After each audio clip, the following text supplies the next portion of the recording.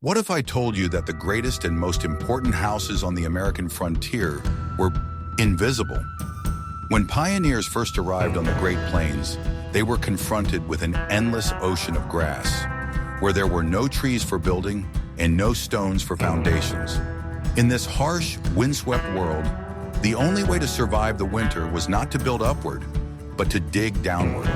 These shelters, dug into hillsides or built from the only material available, the sod itself, became veritable fortresses against icy blizzards and piercing winds. They were primitive and dark, but they saved lives. This is not a story of grand forts, but of modest yet ingenious survival engineering. Watch the video to the end to find out how the pioneers managed to build warm homes from practically nothing, what secrets allowed them to survive the winter underground, and why these strange houses were the key to the development of the entire American West. I will reveal to you the most closely guarded secret of survival on the Great Plains, and it has nothing to do with weapons. For a settler arriving from the wooded east, the first sight of the Great Plains was a real psychological shock. Imagine a landscape devoid of any vertical landmarks for hundreds of kilometers around. Only grass, sky, and wind. This emptiness weighed heavily on the mind, causing a feeling of absolute vulnerability. There were no trees to shelter from the scorching summer sun, no forest to hide from the icy winter wind. Here, a person was a tiny dot on a giant, flat canvas, exposed to all the elements. The first winter on the plains was a cruel test that not everyone passed. Ordinary tents or fragile cars offered no protection from blizzards that could last for weeks. Temperatures dropped to extremely low levels, and the wind pierced through any clothing. It became clear that traditional construction methods were not applicable here. There were no logs for a log cabin, no boards for a frame house. The only resource that was abundant was the earth beneath their feet. It was then that the pioneers turned their gaze downward. They realized that if they couldn't build a fortress on the surface, they would have to create one inside the earth itself. This idea was not new. Indigenous peoples had been using earthen beds for centuries. But for European settlers, it was a radical departure from the familiar way of life. The decision to go underground was not just an engineering choice, but an act of adaptation. It was an acknowledgement that in this new, harsh reality, the old rules no longer worked. To survive, they had to become part of the landscape, literally growing into it. It also solved the problem of fuel shortages. Underground, the temperature remained relatively stable throughout the year. Such dwellings required much less firewood for heating, which was critically important in a treeless area where fuel had to be gathered in the form of dry grass or bison dung. Psychologically, it was also an important step. A shelter dug into the ground provided a sense of security that was so lacking on the open plain. It was a private, albeit dark corner that protected from the endless wind and oppressive sky. Thus, underground shelters became not just temporary housing, but the first and main tool for developing the frontier. They allowed people to take root in this land and survive the first, most terrible winters. Without these modest dugouts and sod houses, the settlement of the Great Plains would have been simply impossible. We are very interested in hearing your point of view. What do you think about the psychological impact of such a vast and empty landscape on the first settlers? Write about it in the comments. And be sure to subscribe to the channel so you don't miss our next studies of life on the frontier. Are you ready to learn the truth about how choosing the right location for a dugout was much more important than the construction itself? Pioneers knew that the slightest mistake at this stage could condemn them to cold, dampness, and disease, even if the walls and roof were perfectly made. Therefore, they took the search for a suitable site as seriously as choosing a location for their future home for many years to come. They studied every hillock, every slope, and every stream with the utmost attention, like geologists. For them, the earth was not just a surface, but a complex system on which their lives depended. Thus began the most important part of construction. They understood that winter on the American frontier left no room for error. The dugout had to not only protect, but also help them survive. Therefore, the choice of a site became a decisive factor, and its importance surpassed the quality of tools and materials. Settlers often spent several days exploring the area before deciding to dig the first layer of turf. They discussed the terrain with their families, consulted with neighbors, and carefully observed nature. The task seemed simple, but in reality, it was one of the most difficult. A mistake could turn a shelter into a trap where moisture accumulated or the wind blew through. A bad location meant constant dampness, rotting supplies, and diseases that could destroy a family even faster than the cold. The right choice, on the other hand, turned a dugout into a warm, cozy, and naturally protected dwelling. That is why every step in choosing a site was so important. The pioneers were not looking for a beautiful place, but a place that could save their lives. Their approach can be compared to the work of military engineers who study the terrain for strategic advantage. The first and most important factor was the drainage capacity of the land itself. If water accumulated near the future dwelling, even strong walls would not protect it from dampness. Therefore, the settlers carefully studied how water drained after rain, where the streams flowed and where puddles formed. A slope that allowed moisture to flow freely downhill without flooding the site was considered ideal. The pioneers knew that nature itself shows the best places. You just need to know how to look. For them, dryness was the first sign of the suitability of the land. The ideal location was considered to be the southern or eastern slope of a small hill or ravine. Such a relief allowed water to flow down without lingering at the walls of the dwelling and washing them away. In addition, this slope provided protection from dampness, which could penetrate even thick turf walls.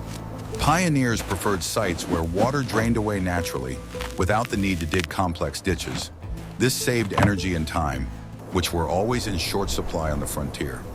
In this way, drainage became an invisible shield for the dugout. The location on the side of the hill also provided additional stability. The earth around it protected the walls, and the slope allowed air to circulate more naturally.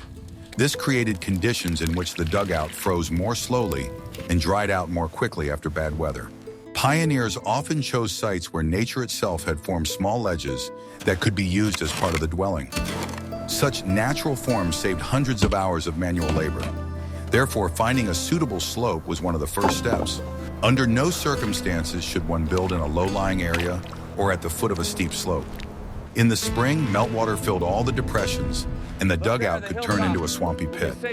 Even if it stood on high ground, but there was a steep slope nearby, water could flow directly to the entrance. Therefore, the pioneers avoided places where the ground showed signs of seasonal flooding. Lowlands seemed convenient, but they were deadly dangerous. Constant flooding made such areas completely uninhabitable. The spring snowmelt was a real test for any dwelling. Hundreds of liters of water could pour down the slope in a single day, turning the soft ground into a stream. The settlers knew that even a deep dugout would not save them from such forces of nature. Therefore, they climbed the slope to a sufficient height to be out of the danger zone. This distance was determined by the traces of last year's floods. Such attentiveness saved many homes. The settlers sought a happy medium. Too low was dangerous, too high was cold and windy. The center of the slope offered the best combination of dryness, protection, and comfort. Here, the ground was dense enough to hold the shape of the walls and protected enough to keep the wind out. This location also provided convenient access to water, forests, and pastures. Therefore, the middle of the slope was almost the ideal place to build. It was a balance between nature and human needs. Southern exposure became the second key factor. The sun rose low in the winter months, and only the southern slope received maximum light. This light was not just pleasant, it was vital. It provided a small but constant amount of heat that helped regulate the temperature inside the dugout. In the harsh winter conditions, even a few degrees made a difference. This made the southern slope a natural source of heat. The south-facing slope allowed the snow at the entrance to melt faster. This reduced the risk of the entrance being blocked by ice, which is impossible to remove in freezing temperatures. In addition, the south side was drier, as the wind and sun cleared it more quickly after snowfalls. The pioneers knew that the sun was their best ally and tried to make the most of it. Therefore, they always took the orientation of the slope into account. This decision made the dugout more suitable for living.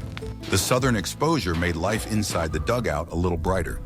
Even a single ray of light coming in lifted the spirits and helped people feel connected to the outside world. In conditions of long winters and short days, this was of enormous psychological importance. The dugout ceased to be a dark hole and became, albeit a simple one, a home. The pioneers used every means possible to make their dwellings more comfortable. Sunlight was one of the most important tools. The third factor was the type of soil in which they had to dig. By its very nature, a dugout depended on the stability of its walls, which had to hold without crumbling. Therefore, the settlers looked for dense, viscous soil that could retain its shape. Dense loam and loess were the best materials to work with by hand. These soils allowed for quick construction at minimal cost. Their natural stability made the walls strong and durable. Dense clay loam was especially valuable. It retained its shape even in damp conditions and became as hard as stone when dry. Walls made of this soil remained stable, even if the dugout stood for many seasons. Clay provided almost perfect waterproofing, preventing water from entering the dwelling. A roof covered with a layer of clay became a natural water-repellent shield. Therefore, such soil was considered a real find. Loess was also an excellent option. It was easy to dig, but did not crumble immediately, which made it convenient for building walls. Settlers knew that loess soils were often found on plains where sediments had been deposited for centuries. Such soils made it possible to build dugouts with a minimum of supports. Loess was soft, but held its shape thanks to its natural layered structure. This made it a reliable material for new settlers. Sandy or rocky soil was a real curse for builders. The sand crumbled with every blow of the shovel, turning digging into an endless process. The walls required wooden sheathing, which could take weeks of labor and a lot of resources. Stones made digging incredibly slow and required physical strength, which the pioneers often lacked after their long journey. Under such conditions, construction was delayed and winter was approaching. Therefore, sandy and rocky areas were avoided. Sand was especially dangerous because it could collapse at any moment, even after construction was complete. Such collapses could lead to injury or death if the dugout was deep. Sandy walls needed constant reinforcement, which made life in such a dugout a constant struggle with nature. Rocky soils, on the other hand, were too hard to dig with only axes and shovels. The work progressed too slowly. Therefore, such places were chosen only as a last resort. In the next chapter, we will reveal the secret of a unique house that pioneers built right from under their feet. This dwelling became one of the symbols of life on the flat frontier. It helped thousands of families survive the first difficult years. Its design was simple but incredibly effective. And it was this house that became the true embodiment of the settlers' ingenuity. You've definitely never heard of this unique secret. When pioneers found themselves in the middle of a completely flat plain where there were no hills for dugouts or trees, they used the only resource available. That resource was the earth itself, or more precisely, a dense layer of sod held together by centuries of grass roots. This is how the sod house, one of the most unusual and ingenious dwellings in human history, was born. It was a hybrid, part dugout, part house. It was built not so much underground as out of the ground, using cut layers of sod as building blocks. The secret to the strength of these houses lay in the grass of the Great Plains, especially buffalo grass. Its root system was incredibly dense and thick, penetrating deep into the soil. These roots intertwined to create a natural analog of reinforced concrete. A special plow called a destructive plow, or sod cutter, was required for construction. It was heavier than a regular plow and had a sharp blade that cut the sod layer to a depth of about 10 to 12 centimeters. The plow cut long strips about 30 to 40 centimeters wide. These long strips were then cut with a shovel into blocks resembling large bricks. The length of such a brick was usually between 60 and 90 centimeters. This work was physically exhausting and required great endurance. Walls made of turf blocks were laid in the same way as walls made of ordinary bricks, with the joints tied together. The blocks were laid with the grass facing downwards so that the roots would continue to grow and bind the wall even more tightly. The thickness of the walls was impressive, from 60 centimeters to 1 meter. This thickness made the turf house an unbeatable fortress. It was cool in summer and surprisingly warm in winter. A meter-thick wall of earth had enormous thermal inertia, smoothing out any temperature fluctuations. Liquid mud or clay was used as a binding agent between the blocks. Sometimes, if the soil allowed, the blocks were simply laid dry. Under their own weight, they settled and formed an almost monolithic wall. The roof was the most difficult part of the structure, as it was in a dugout. A layer of branches was laid on the few wooden rafters, then a layer of prairie grass, and all this was covered with a thick layer of turf. Such a roof often leaked, but that was the price of affordability. Despite its primitiveness, the sod house was a real salvation. It was fireproof, which was critically important in the prairies, where grass fires were a frequent occurrence. Most importantly, it was practically free, requiring only titanic labor. If you like this story about the ingenious simplicity of sod houses, please like this video.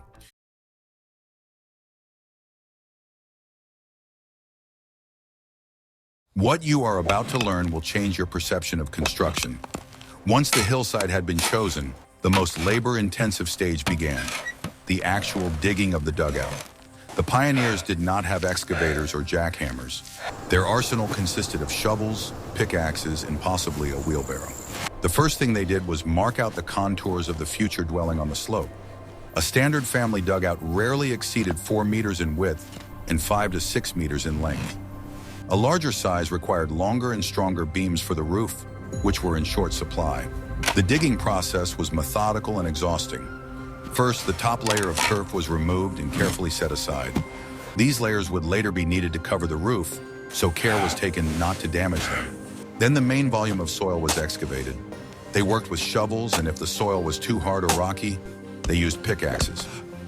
Each cubic meter of earth weighed more than a ton, and all this mass had to be removed and moved somewhere.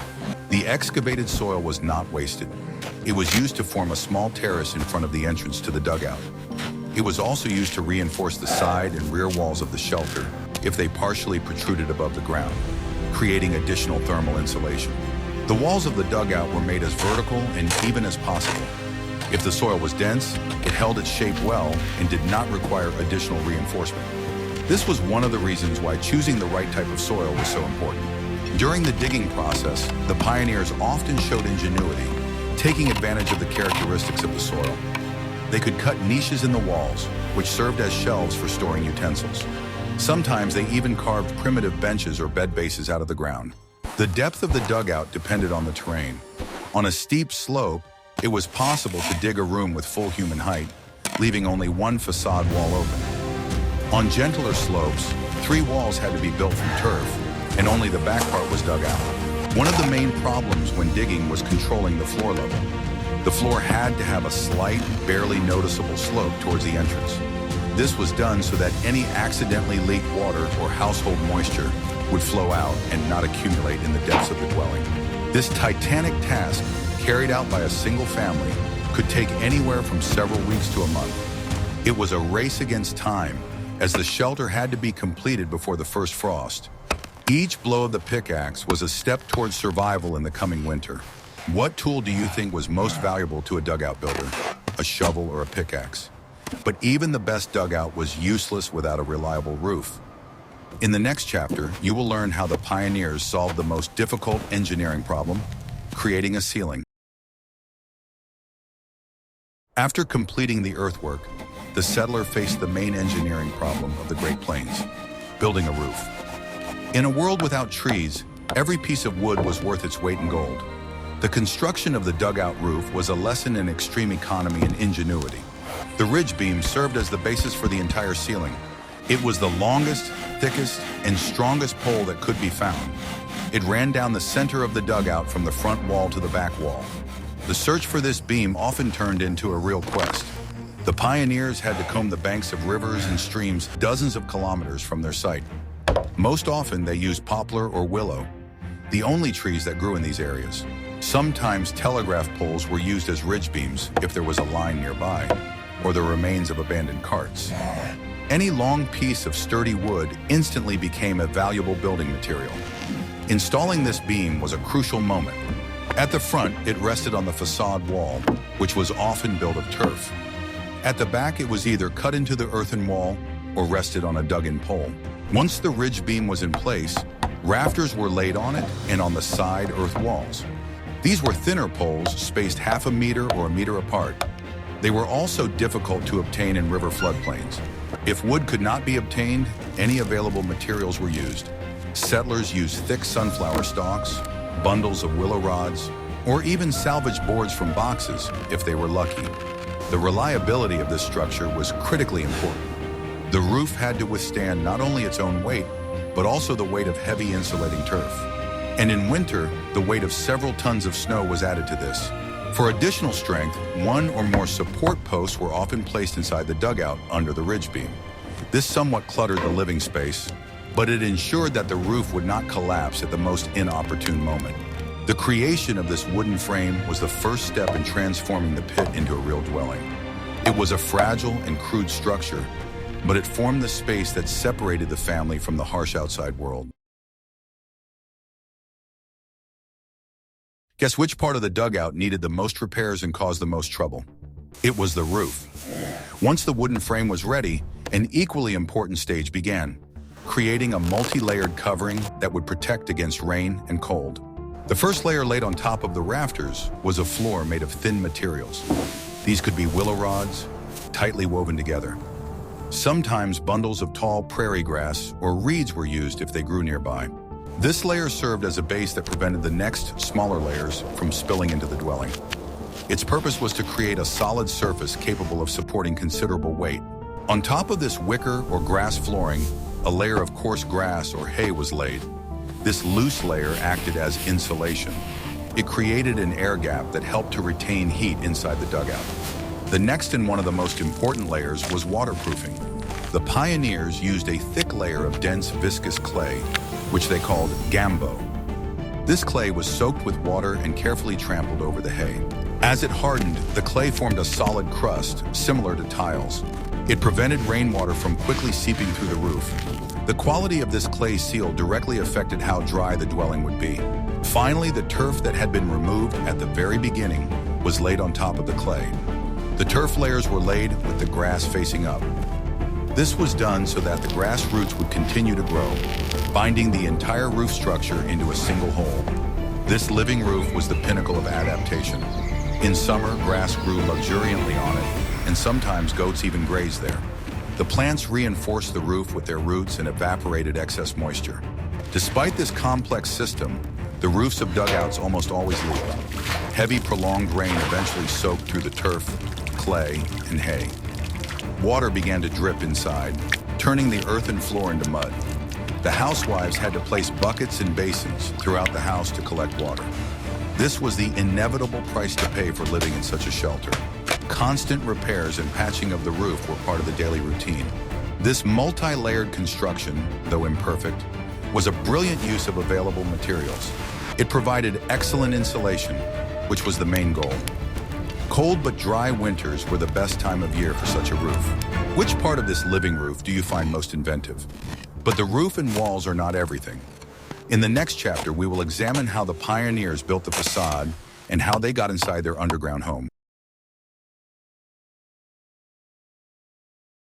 Although most of the dugout was hidden by a hill, it always had one open wall, the facade. This wall was not just a cover for the dugout, but a full-fledged architectural element that served several important functions. The material for the facade wall was most often the same turf that was used to build the sod houses. Sod bricks were used to build a strong, thick wall that covered the open part of the dugout. The thickness of this wall was the same as that of sod houses, at least 60 centimeters.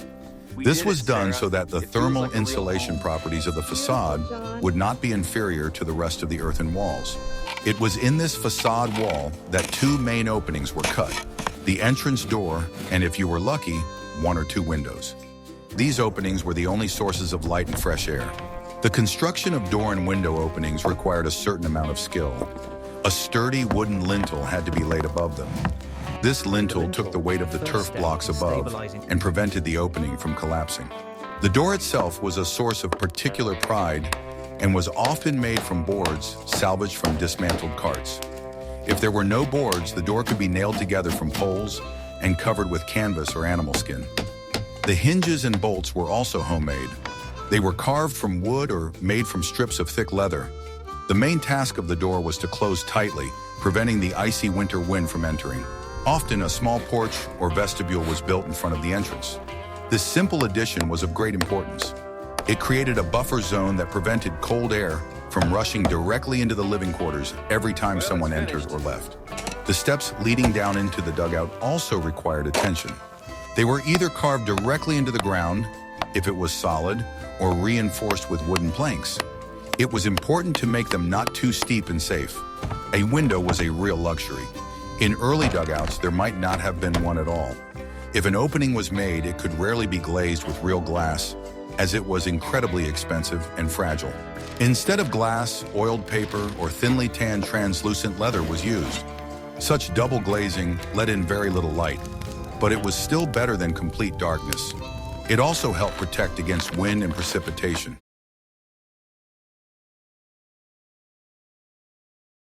The interior decoration of the dugout was as simple and functional as its construction. The pioneers did not strive for beauty, because the main thing was survival, not comfort in the usual sense. The dark and damp space required many small tricks to make it at least somewhat livable. Every little thing could change the conditions inside the dugout, so every detail was taken seriously. The inhabitants tried to make the most of the natural materials that were at hand. This is how the daily life of the first settlers was formed. The main task was to create a space that would at least retain heat and allow them to survive the harsh winter. It was always cramped inside the dugout, so every centimeter was important.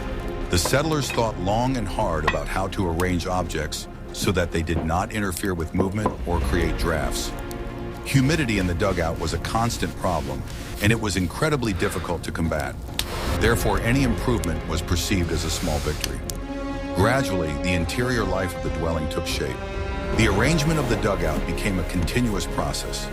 Families spent months refining the walls, floor, ceiling, and furniture, trying to improve conditions at least a little. The pioneers understood that the dugout had to serve them not only in winter, but also in the transitional seasons when the cold could return suddenly. Therefore, the comfort they created was of great value. It made the dwelling not just a shelter, but a real temporary home. Despite its modesty, the dugout could become a warm corner in the harsh prairie. The floor in a dugout was almost always earthen, because there were simply no other options. Boards were expensive and difficult to obtain, so people worked with what the earth gave them. After the pit was dug, the floor was carefully leveled to avoid dips and unevenness. Then it was tamped down with heavy wooden tampers, making the surface dense and stable. The smoother the floor was, the easier it was to keep tidy. This was the first step toward creating a truly usable space. After tamping, the floor was sometimes moistened with water to make it set more firmly. The water helped the earth settle and compact, making the surface harder. This process was repeated several times until the floor became almost stone-like. The dense earth not only improved stability, but also reduced the amount of dirt. However, even the smoothest earthen floor was never completely dry. It remained a source of cold air rising from below. To reduce dust, the floor was covered with a thin layer of clay mixed with ash. This mixture reduced the looseness of the surface and made it more practical. Sometimes housewives even tried to wash such floors using buckets of water and coarse brushes. But it was impossible to completely get rid of the dirt. The earthen floor always remained a living, constantly changing element of the dugout. It was a source of dust, but it also demonstrated remarkable durability. Walls carved directly into the ground needed to be treated to prevent them from crumbling. In a newly dug dugout, the walls could be damp and loose, which created many problems. Therefore, the pioneers coated them with a clay ash mixture that strengthened the surface. It filled in small cracks and made the wall more monolithic. This layer worked like primitive plaster. It protected the inhabitants from crumbling soil. This coating gave the walls a neat and cleaner look. It softened the unevenness and created the impression of a certain finish. In addition, clay had amazing properties. It protected against moisture and retained heat. This made the walls less cold and prevented small crumbling. The pioneers tried to apply the layer as evenly as possible. This required skill and patience. In some dugouts, the walls were renewed every season. Spring rains and snowmelt gradually destroyed the clay layer, and it had to be restored. The settlers made sure that the earth did not crumble, otherwise the dwelling would quickly become unusable. Therefore, the work of strengthening the walls became a constant concern. Deep cracks were filled with fresh clay. This helped to keep the dugout in good condition. To make the room brighter, the walls and ceiling were often whitewashed. The white surface reflected light from the small window or hearth and made the dark space more lively. Lime was, of course, the best option, but it was not always possible to buy or obtain it. Therefore, chalk or a mixture of soil and light-colored stone powder was used. Whitewashing significantly improved the atmosphere inside the dugout. It created a feeling of cleanliness and order. The white walls gave the pioneers at least a small sense of comfort. In the long winters, when families were forced to spend a lot of time indoors, this was very important. Even the faint light reflected by the walls made the room less gloomy. Whitewashing also helped to hide traces of soot and dirt. The coating had to be renewed periodically, but it was worth the effort. The ceiling in a dugout was a separate challenge. The turf laid on the roof outside often let small particles of soil through. Soil, grass, and small debris constantly fell inside, which was difficult to clean up. This created a feeling of endless mess. Therefore, the pioneers looked for an easy and affordable way to protect the residents from dirt. This led to a simple but effective solution. They stretched fabric under the rafters to catch all the dirt falling from above. They used whatever was at hand: burlap, old canvas, or even scraps of clothing. This fabric created an improvised suspended ceiling that acted as a filter. It improved cleanliness and insulated the room a little. Many families decorated the fabric with embroidery or patterns. This gave the dugout at least some decorative value. Sometimes the fabric was stretched in 2 layers to better retain dirt, but such a ceiling had to be shaken out regularly. This was one of the household chores that could not be forgotten. If the fabric became too heavy from the accumulated dirt, it could sag or tear. Therefore, the owners kept an eye on the condition of the suspended ceiling. It was not a luxury, but a necessity. The furniture in the dugout was either built-in or primitive. The pioneers tried to make the most of the walls, cutting shelves, niches, and seats into them. The earth allowed such elements to be formed without great expense. This made the interior functional and saved space. Even the bases of the beds were sometimes carved directly into the wall. This allowed the space to be used as efficiently as possible. The rest of the furniture was made from boards that could be obtained. Often, dismantled boxes or parts of old carts were used for this purpose. They assembled a simple table, several stools, a bed frame, and if possible, a small chest for belongings. The pioneers were masters of improvisation. They created furniture literally from whatever happened to be at hand. This made each dugout unique. Tallow candles were the most affordable source of light. They were made by hand using leftover fat and pieces of cloth. These candles smoked and smelled, but often there was nothing better. If a family could afford a kerosene lamp, it was considered a real luxury. The lamp provided stable and bright lighting, but kerosene was expensive, so it was used sparingly. The fire in the hearth also served as a source of light, but its main purpose was to heat the dwelling. Survival in a dugout during winter depended entirely on 2 things: the ability to retain heat and the ability to breathe. The geothermal heat of the earth itself was the main advantage of this dwelling. Even in the most severe frosts, when the temperature on the surface dropped to minus 30 or 40 degrees, it rarely fell below 0 inside the dugout. The massive earthen walls and roof acted as a huge heat accumulator. However, this was not enough for a comfortable life. A constant source of fire was needed. In early dugouts, this could be an open hearth made of stones near the front wall. The smoke from such a hearth escaped through a primitive chimney made of sticks coated with clay. This was extremely inefficient and dangerous. Most of the heat escaped through the chimney, and smoke often filled the room. The appearance of the cast iron stove, or bourgeoise, was a real revolution. This compact and efficient device not only heated the dugout, but also cooked food. It required much less fuel and gave off heat more efficiently. Fuel was the pioneers' second main concern after food. There were no trees, so anything that could burn was used. The main fuel on the Great Plains was bison coal, dried bison dung. Collecting this fuel was a daily exhausting task. It was gathered in bags and stored at the entrance to the dugout. When the bison disappeared, they switched to collecting cow dung, dried cow manure. This fuel burned hot but had a specific acrid smell. The smoke filled the dugout, covering everything with a thin layer of soot. But there was no choice. This was the price of warmth. Having a burning stove in a closed underground space created another deadly threat: carbon monoxide. Ventilation was a matter of life and death. Fresh air flowed in through cracks in the door and window. It flowed out through the chimney. It was important to constantly make sure that the chimney was not clogged and that the draft was good. Despite the smoke, soot, and cramped conditions, the stove was the heart of the home. All life revolved around it. It provided hot food, melted snow for water, and was the only source of life-saving heat in the icy wilderness. Life in a dugout or sod house was not idyllic.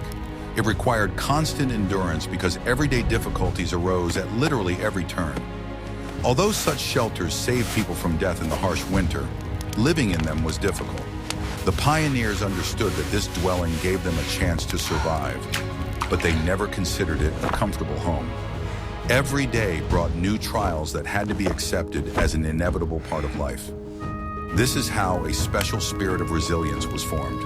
These shelters were a temporary solution, designed solely to keep warm. But along with this warmth came dozens of minor problems that took up energy and time. The settlers had to constantly make sure that the house did not collapse under the force of the elements. In winter, the dugout was cold. In spring, it was damp. And in summer, it attracted insects. However, people clung to it because they simply had no better shelter. It was in these difficult conditions that the future America was forged.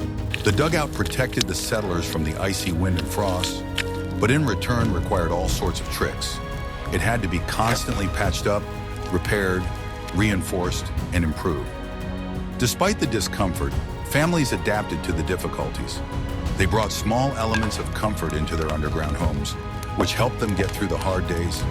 But even these attempts could not hide the fact that life remained very harsh. Nevertheless, the settlers continued to build their future. The main enemy was water. In the spring, melted snow penetrated every crack and would have turned any dugout into a dirty pit if the owners had not prepared for it in advance. During periods of prolonged rain, the situation became particularly difficult. Streams of water could run down the walls and accumulate on the floor, making the room almost uninhabitable. Every morning began with an inspection of the roof and walls to make sure that nature had not struck again. It was a constant struggle for dryness and warmth. The spring thaw was a real disaster. Water slowly seeped through the turf roof, flowing down in streams. Sometimes the owners would place buckets or troughs in the middle of the dugout to cope with the leaks in some way. But this measure only alleviated the problem without solving it completely. Damp spots on the walls often corroded the earthen structure, weakening it. This forced people to reinforce their dwellings again and again. The earthen floor turned into a sticky mass during the rainy season. Even carefully compacted soil could not withstand the pressure of moisture. People had to walk carefully around the room so as not to sink into the slush. Housewives laid out boards, rags, and straw to somehow reduce the dampness underfoot. But it was impossible to get rid of the dirt completely. This made spring in a dugout a particularly difficult time. Dampness was a constant companion in such dwellings. It penetrated all fabrics, belongings, and even food. Clothes took weeks to dry, and bedding almost always remained damp. This moisture became a source of colds and other illnesses. The damp air made the room heavy and cold, especially at night. This created a depressing atmosphere in which it was difficult to stay cheerful. Even in summer, things were rarely completely dry. Morning fog, nighttime coolness, and the lack of sunlight inside the dugout made it impossible to dry clothes. The smell of dampness became part of everyday life. It soaked into the walls and furniture, creating a feeling of constant cold. People got used to it because they had no choice. Dampness became their uninvited neighbor. Damp walls often became home to small insects and mold. Dark spots sometimes appeared in the corners, which were difficult to get rid of. Housewives smeared them with clay or ash in an attempt to stop the spread of moisture. But the climate of the Great Plains dictated its own terms. In such conditions, people's health depended directly on their endurance and insight. All these difficulties had to be endured every day. Darkness was also a serious challenge. The small window that was built into the facade of the dugout let in too little light. In winter, when the days were short, life was literally plunged into darkness. People spent most of their time in semi-darkness, and in the evening, in almost complete darkness. This affected their mood and made them feel isolated. The constant darkness weighed heavily on both adults and children. Even in summer, Light only penetrated inside in the morning hours when the sun was low. During the day, it remained gloomy inside, despite the heat outside. This lack of light affected vision and general well-being. Women who sewed or cooked had to work almost by touch. Men also had a hard time repairing tools or doing chores. Light was precious. We have seen how harsh necessity gave rise to one of the most unusual forms of housing in history. The dugouts and sod houses of the Great Plains were not just primitive shelters. They were ingenious engineering solutions, perfectly adapted to their environment. Deprived of familiar materials, the pioneers used what they had in abundance, the earth itself. They learned to turn grass and mud into thick walls and hillsides into warm homes. It was a daily battle with the elements, in which ingenuity was the main weapon. These modest, dark, and damp dwellings allowed people to survive in one of the harshest regions of the continent. They became the foundation on which the future of the American West was built, and remain a lasting monument to the human will to live. What other topics from the history of the American frontier would you like to see on our channel? Perhaps you are interested in the life of mountain trappers or the construction of the first railroads? Write about your ideas in the comments and don't forget to subscribe so you don't miss new episodes.